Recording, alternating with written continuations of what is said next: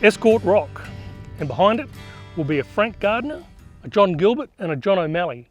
They're hardened criminals and professional bushrangers. But they needed a hand to carry this robbery out, so the charismatic Gardner seduces 4 of the local lads. There'll be a Dan Charters, a John Bower, a Henry Manns and an Alex Fordyce. Now they're hiding behind this rock, and they've chosen this section of road because it's narrow. During the day they hold up a couple of teams of bullocks and they camp them around about here. The teamsters they've got lying face down in the ground behind us. Now the idea was that these teams would block the road enough to slow the coach down so they could make their attack. The coach is coming from that direction. There's 4 troopers and a coach driver by the name of Fagan. Now they're bringing gold from Erringah to Orange, and as he's approaching, Fagan realises that there's teams here. He thinks to himself, that's an odd place to arrest a team of bullocks. But as he does, he slows the coach down and starts to go around them. Gardner gives the orders to the guys here behind the rocks to open fire, and there's a volley of bullets rain down on that coach. 2 of the troopers will be hit, and Fagan gets a bullet that passes right through the top of his hat. But the rounds, those bullets scare those horses, and those horses bolt, they take off, and Fagan loses control of the coach and it rolls over in that gully just over there.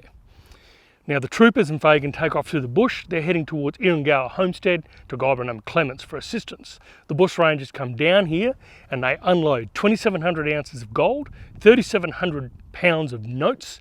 They take one of the horses from the coach as a pack horse, and within a few minutes they've undertaken the largest gold robbery in Australian history to this very day.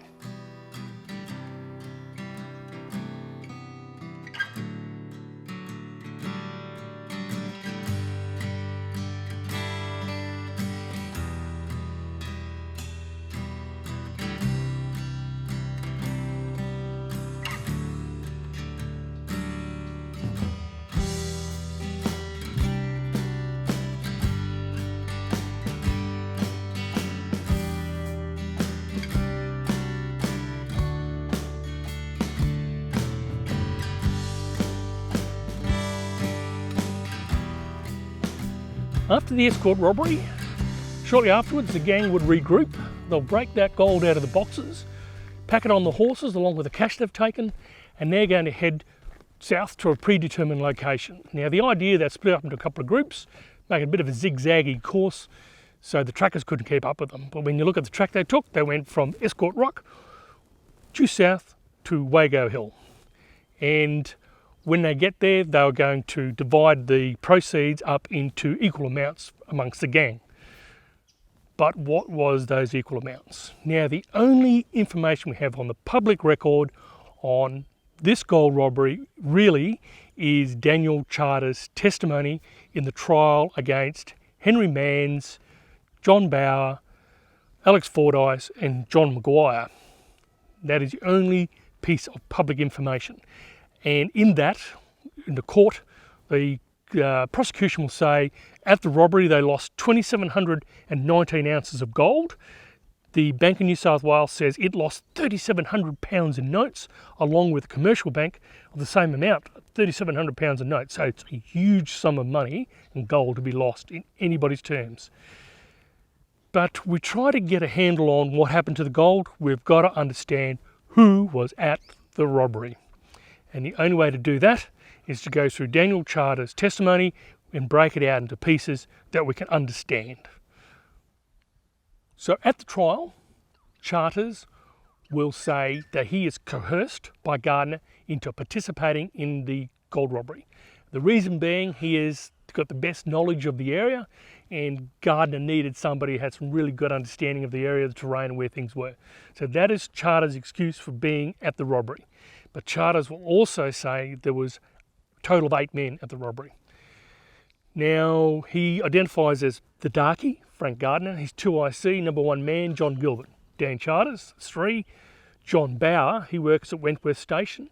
Now, Charters says he's already known him for a couple of years, so he can identify him. And an Alex Fordyce. Now, he works at O'Malley Shanty, also works on O'Malley Station. He's also known Charters for a little while, so that is 5 men that are positively identified by Charters, if you can believe Charters' story. Now, he said there was another 3 men there. There are Harry, Billy and a Charlie. And he says he doesn't know these men. He only knows them by those names. He will be challenged by the defendant, by the counsel, saying, was a William Forster there? And he says, no, I don't know William Forster, but the guy by the name of Billy was there. He said, was there a guy by the name of Charlie Darcy there? And he said, oh, I don't know Charlie Darcy, but there was a Charlie there. And he said, was there a guy by the name of Benjamin Hall there? And he said, no, I know Ben Hall, he wasn't there. He says, was John O'Malley there? He said, no, John O'Malley wasn't there. And John Maguire wasn't there either. Now, John Maguire is on trial with the other 3, but he'll be let off because Charters says he wasn't there. So he's free. He's a free man. So, and then there was Harry. He says Harry is later positively identified when he's caught, and Dan Charters sees him at the police lockup in Sydney, and he says, oh, that's Harry. And it turns out to be Henry Manns. And Henry Manns is number 6. They throw him into the pile, and he is caught with 213 ounces of gold on him. We'll keep that number in mind.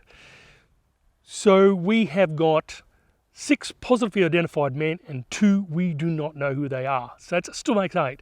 But was there 8 there?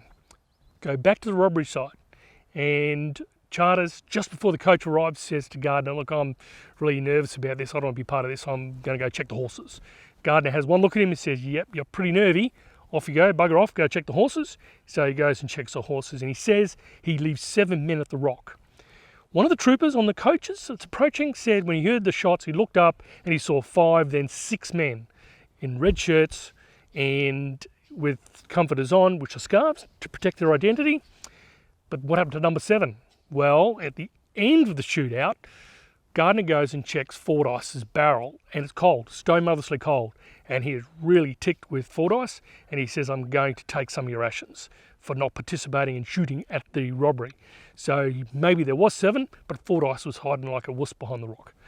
So that still makes 8. So we're pretty comfortable. At this stage, there's 8, but something to think about.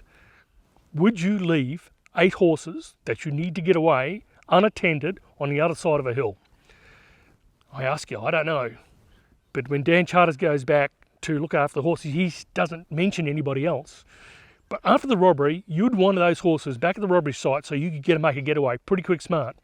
And 8 or 9 horses is too much for one man to lead, I think. But it's something to think about.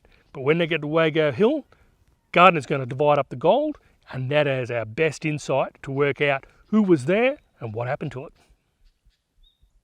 So, at Wago Hill, Gardner will divide up the gold and the notes. Now, the bank said they lost £7,400 in notes, but Gardner, according to the testimony by Charters, Gardner says he's only got about 3,500. So, somebody's got some notes that didn't hand over, and they divide that evenly, and he also divides the gold evenly. He says he's got 22 pounds or thereabouts for each man. Now, if you multiply that by 16, you get around 350, 360 ounces, thereabouts. If you multiply that by 8, that's more gold than was lost. So it's probably 7 portions. So they probably didn't get the full 2,700. They probably got 2,600 ounces that they fully recovered. Now they divide it by 7. That makes perfect sense. That gives you 22 pounds, thereabouts. Charters, because he's coerced into this, is probably not going to get a portion. He gets left out. So divide it into 7 ways, but Gardner probably, and we think this is what happened, says, Fordyce, you're a wuss, you didn't shoot, so we're going to grab your portion and divide it amongst the 6 other men. So Harry, Billy and Charlie will grab their portion of gold, and we're gone, they take off. And the other 3 bags of gold are put on a pack horse. Now, to cut a long story short, Inspector Sanderson comes charging over the hill with his constabulary and troops and gets him about 400 yards of Gardner, and he's forced to make a run for it with his pack horse of 3 bags of gold. And they get about as far as Wentworth Station, and Gardner's forced to ditch the horse or be caught. So he says, see you later, horse, I'm out of here. And Sanderson recovers the gold, and it's 1,250 ounces. So 1,250 ounces, half the gold, and that's what the police claim.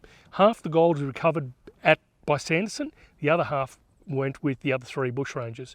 Now, Harry is Henry Manns. We've spoken about that. So Henry Manns gets caught later with Charles Darcy and John Gilbert, and he loses 213 ounces, which we think is about half of his actual allotment or portion. But who were the other two? And they got away with the whole amount. Well, history says it was John O'Malley and Ben Hall, but that really doesn't make any sense to get away with, 400 something odd ounces of gold and go bushrangering later on. But was it someone else? Was it Charles Darcy, which is John Gilbert's brother? But he gets caught, and we'll talk about that story later, but he doesn't have any gold on him, so they'll never pin anything on him. So these two fellas got away with this gold, and we don't know who they are, but we're going to try to find out. In trying to work out what happened to all this gold, let's try another way. Let's look at who the police suspected and rounded up after the robbery. Now, the first one to get caught is Alex Fordyce. And the reason Fordyce is caught is because Sanderson, who has recovered that pack horse, on the same day will come across Fordyce in the bush. And he goes up and he says to him, "Hey, where are you going to?" And he says, "Oh, I've just come from O'Malley's, I'm on the way to Nolan's." Now, Nolan's on Wentworth Station. Now, Sanderson doesn't think too much about this, but a week later, in late June of that year, he will round Fordyce up and throw him in jail. So he's the first to fall. About early July, about a week later, Harry Turner and a Charles D'Arcy and a John Gilbert are down at Quandary Station near Temora, and they're caught up by Frederick Pottinger. Now, they managed to get away, and we'll go over that story in some detail later. But eventually, Harry Turner, which is Henry Manns, and William D'Arcy will finish up in court with Fordyce. Now, the police, Pottinger, will come from Lambing Flat, and he goes and arrests Ben Hall and Dan Charters while they're having dinner at Ben Hall's place. So he must have been actually going to arrest Ben Hall and caught up with Charters at the same time. Goes quarter mile down the road and picks up John Maguire, goes up to Walsh's and picks up Johnny the Warrigal Walsh, and on the 27th of July 1862 throws them in jail as well. So we've got 4 there. Harry Turner and Charles D'Arcy make 6. John Bower goes on a spending spree and a bit of a booze up in Sydney, somehow lets the cat out of the bag. They round him up in Sydney, if my memory serves me correctly, throw him in jail, so that makes 7. Frank Gardner, John Gilbert make 9. So who is number 10? There was a guy who owned a lemonade stand and a soda stand, and he lived at Forbes, but he used to come out to Maguire's place and give a hand because, according to him, Maguire had a problem with his eyesight, which probably explains why Maguire wasn't involved with robbery either, because he couldn't see.